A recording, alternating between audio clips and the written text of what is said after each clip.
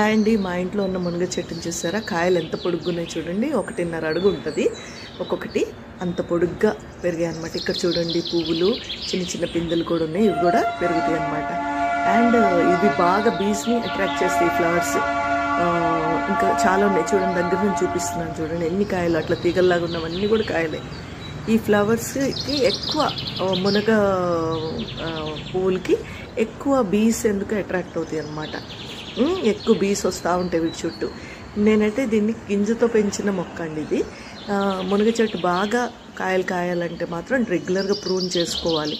ఇప్పుడు మీకు కాపు అయిపోగానే ఇమీడియట్గా దాన్ని కట్ చేసేసేయాలి. ఈ మొక్క చూడండి నేను కట్ చేసాను, మళ్ళీ చిగురులు వస్తుంది అనమాట. అట్లా కట్ చేస్తూ ఉంటేనే మీకు మళ్ళీ రెగ్యులర్గా పూలు వచ్చి చక్కగా కాయలు కూడా వస్తాయి అనమాట. ఇక్కడ ఒక పెద్ద కాయ ఉంది, కోసేద్దాము. ఎంత హెల్దీగా ఉన్నాయి చూడండి, ఒక్క పురుగు కూడా ఉండదు. రెగ్యులర్గా